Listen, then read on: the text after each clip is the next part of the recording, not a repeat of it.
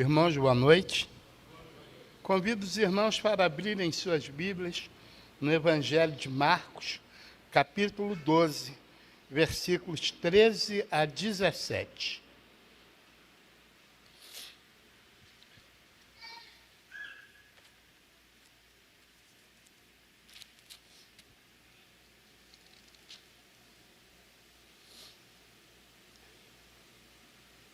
Marcos, capítulo 12, versículos 13 a 17. Interrogação acerca do tributo. E enviaram-lhes alguns dos fariseus e dos herodianos, para que o apanhassem em alguma palavra.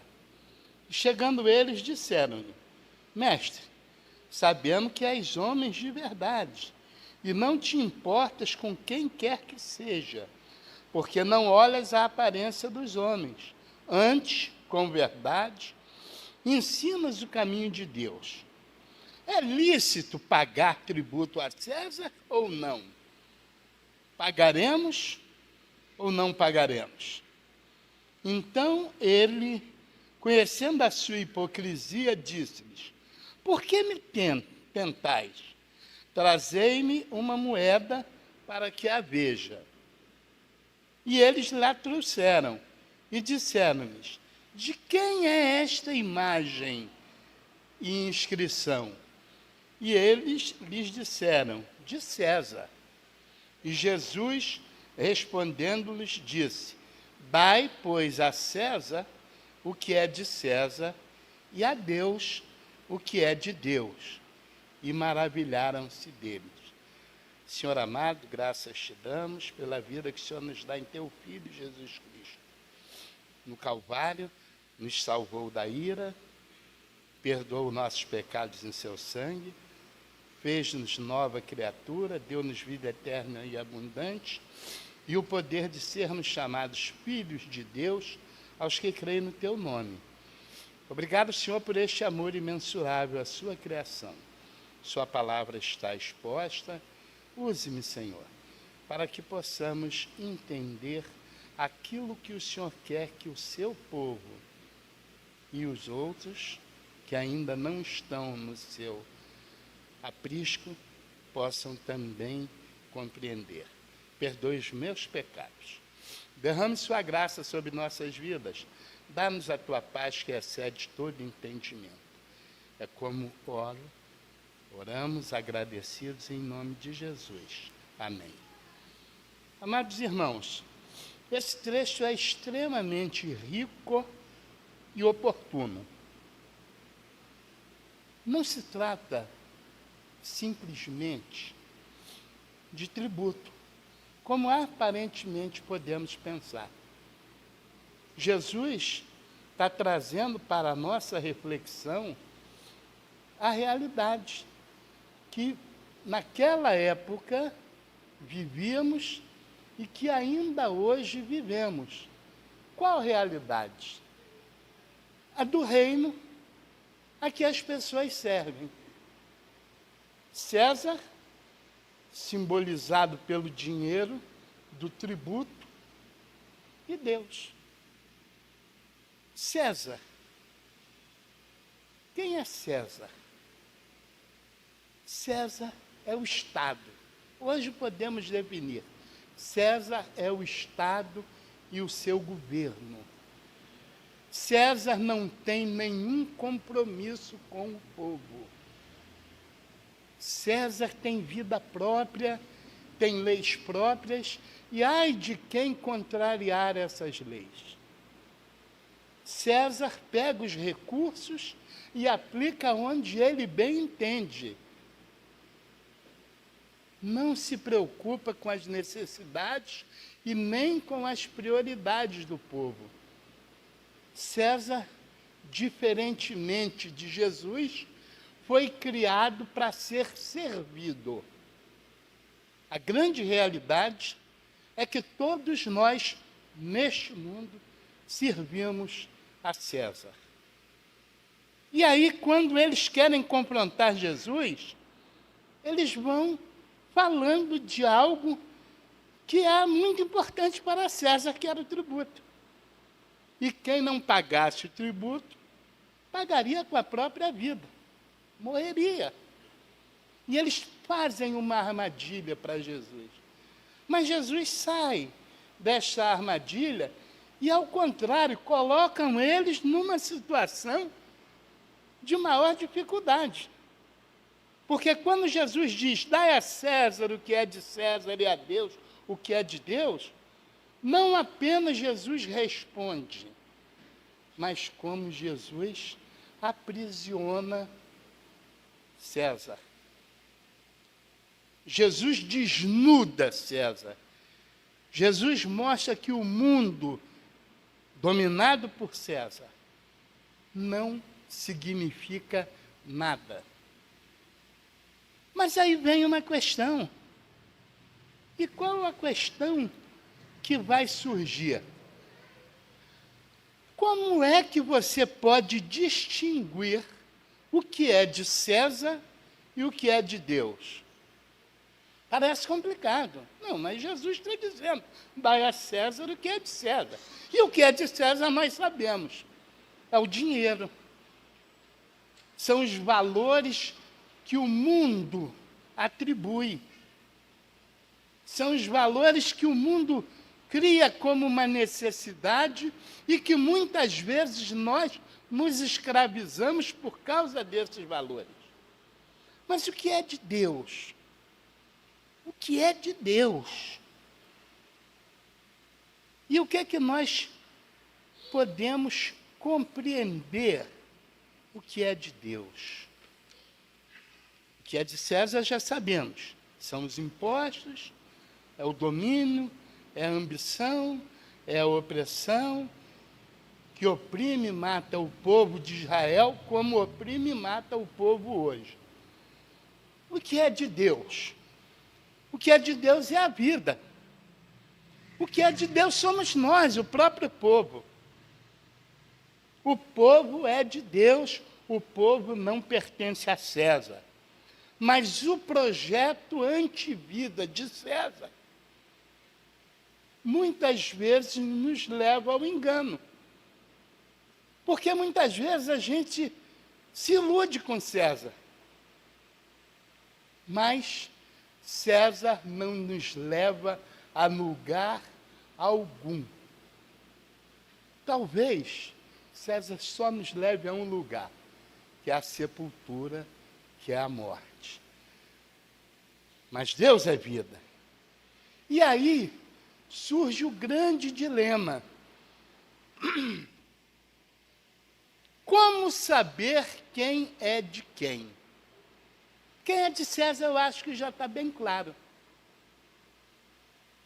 Mas como saber quem é de Deus? Paulo nos dá uma dica, quando ele escreve aos Gálatas, capítulo 5, versos 16 e 17.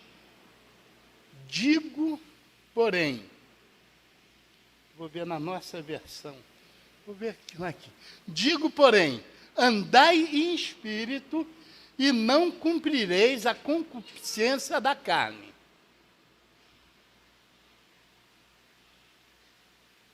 Porque a carne milita contra o espírito, e o espírito contra a carne, porque são opostos entre si, para que não façais o que, porventura, seja do vosso querer.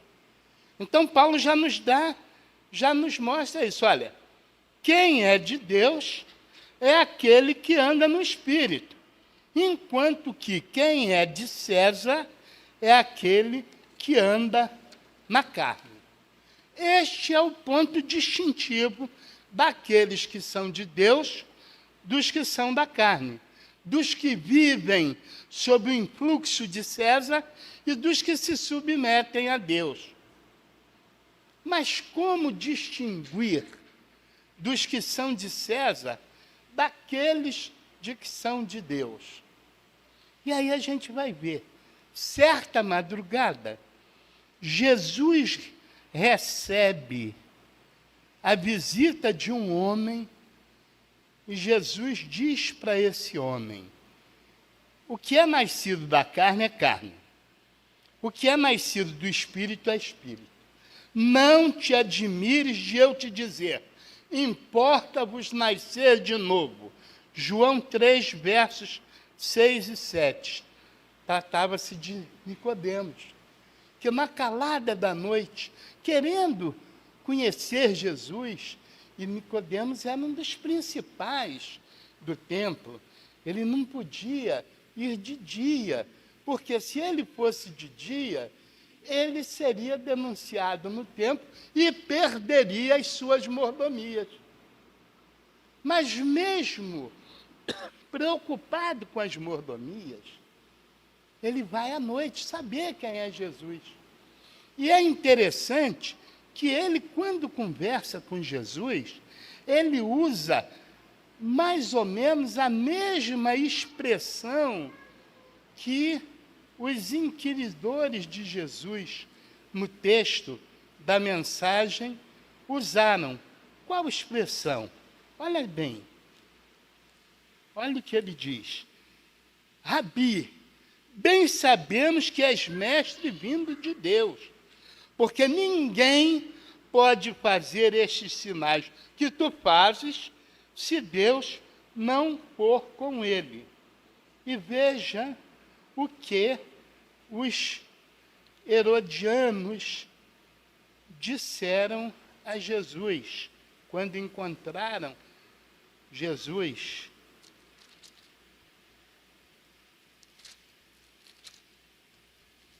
Olha que interessante quando eles dizem: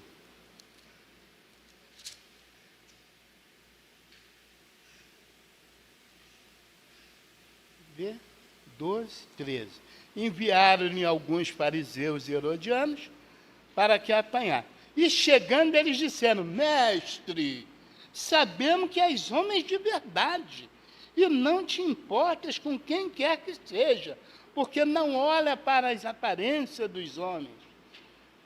Antes, com verdade, ensina os caminhos de Deus. Então veja que esses homens, ainda não creio que Nicodemos estivesse com ironia. Mas se os herodianos e os fariseus estavam com ironia, mesmo assim, eles reconheciam o poder de Jesus.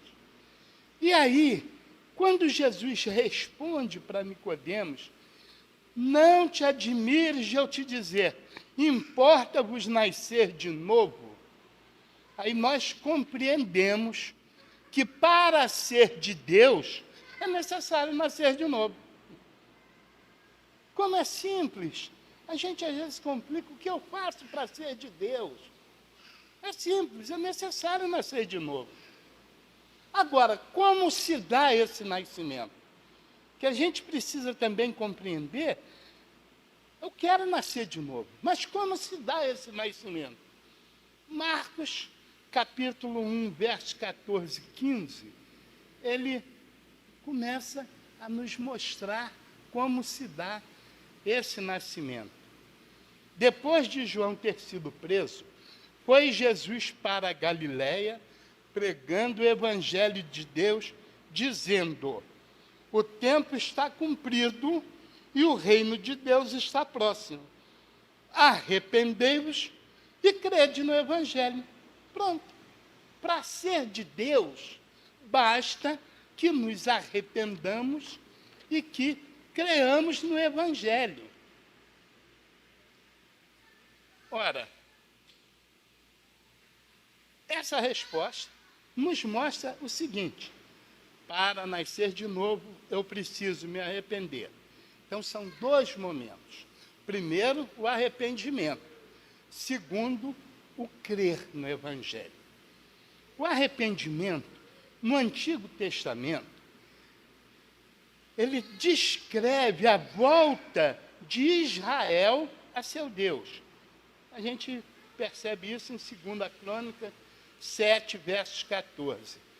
A volta ao seu Deus em resposta a uma promessa divina de restauração da felicidade para a nação, para toda a nação de Israel. No Novo Testamento, contudo, a pregação de arrependimento assume conteúdo específico para o indivíduo, já não é mais para uma nação. O Novo Testamento quer o arrependimento individual, porque a salvação é individual.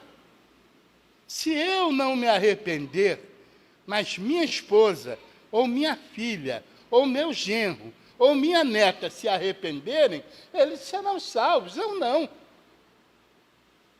Em Israel, no Antigo Testamento, o arrependimento era para toda a nação. Todavia, no Novo Testamento, o arrependimento é individual, é pessoal. Cada um tem que buscar. Mas por que isso? Porque a pregação de arrependimento, ela significa, ela pressupõe o que se chama de metanoia, que é mudar a mente de alguém. É uma mudança radical na disposição do indivíduo, sendo a mudança da mente referente ao julgamento de si próprio e de seu pecado. Eu tenho que mudar, nós precisamos mudar, você precisa mudar, porque você tem que fazer um julgamento de si próprio e de seu pecado. Sou pecador. Reconheço que sou pecador e, por causa disso, eu aceito, eu me arrependo. Isto é uma das exigências de Deus a respeito da pessoa. A transformação não é uma simples questão de julgamento mental, mas sim uma nova conduta. Atos 26, 20 vai nos explicar isso.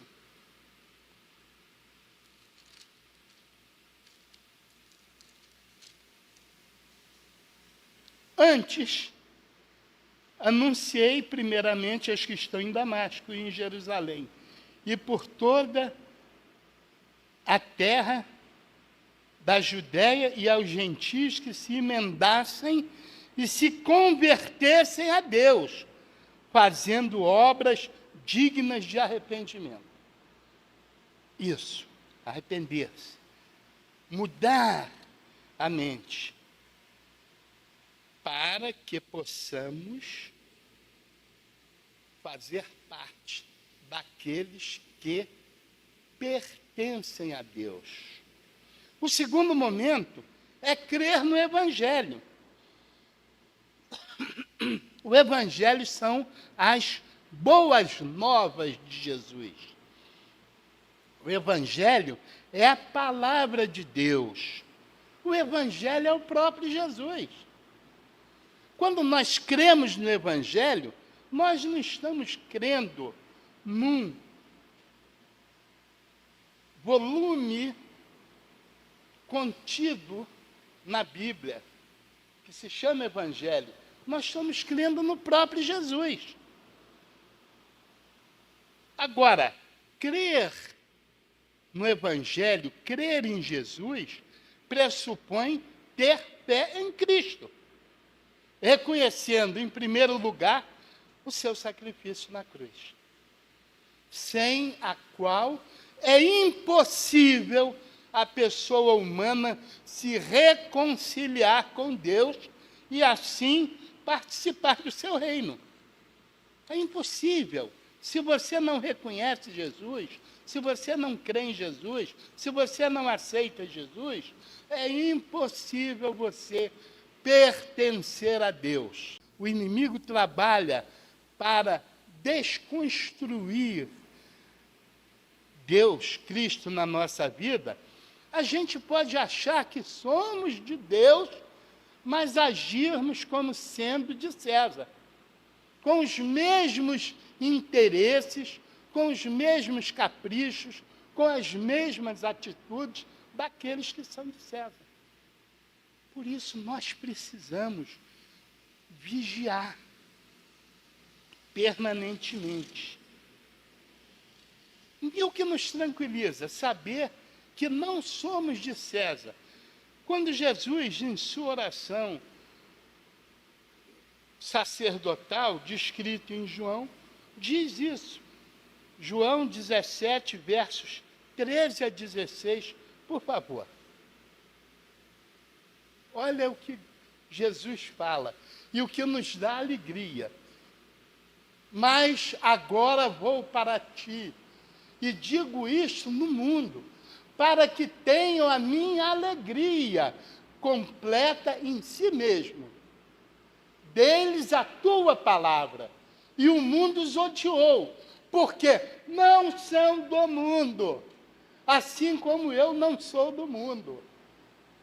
Não peço que os tire do mundo, mas que os livre do mal. Não são do mundo, como eu do mundo não sou. Nós somos de Deus, nós não somos de César. E Jesus, ao partir, ora ao Pai, pedindo que Ele nos guarde do mal, porque nós não somos do mundo, nós não somos de César, nós somos de Deus. E qual a aplicação dessa mensagem? Essa mensagem tem um propósito de convocar você que ainda não reconhece Jesus como seu único e suficiente Salvador, a tomar uma decisão, aceitar Jesus como seu único e suficiente Salvador, fazendo Senhor da sua vida. Concluindo, pertencimento é uma expressão hoje muito usada pela psicologia. Há uma necessidade das pessoas pertencerem a um grupo, a uma família, a uma igreja. Quando Jesus fala, dai a César o que é de César, dai a Deus o que é de Deus, essa expressão, ela fica muito acentuada.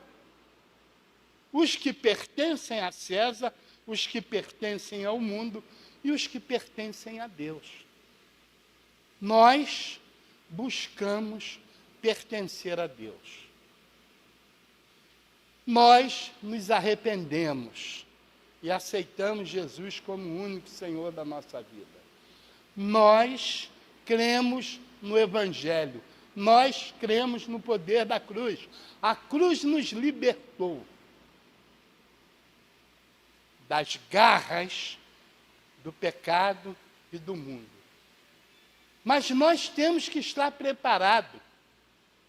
E, mais uma vez, eu lembro do que o pastor falou de manhã, daquela irmã que, infelizmente, veio. Pastor não, a irmã Glória falou daquela irmã que, infelizmente, veio a falecer. Todo culto que ela ouvia pela internet, ela respondia dizendo, eu aceito Jesus. Isso é uma lição para nós. Nós temos, a cada dia que ouvimos a palavra da salvação, nós temos em nosso coração que reafirmar, eu aceito Jesus. Porque o mundo está nos bombardeando de uma forma sórdida. O mundo está nos fazendo querer perder a fé. O mundo está fazendo isso. Mas nós temos que, a cada dia, a cada momento, a cada instante, falarmos, eu aceito Jesus como Senhor da minha vida. Isso vai nos reforçar. Nós temos que orar. Nós temos que jejuar, nós temos que vigiar, porque o inimigo está rugindo, pronto para nos tragar. Mas nós temos um Deus que na sua partida falou: estou com vocês até o final dos séculos. Que o Senhor Jesus toque nos nossos corações, que nós possamos ter entusiasmo de pregar o Evangelho para os nossos colegas de trabalho, de faculdade, de transporte. Esse é o nosso papel. Ide, pregai o Evangelho a toda criatura e fazei discípulos. Amém?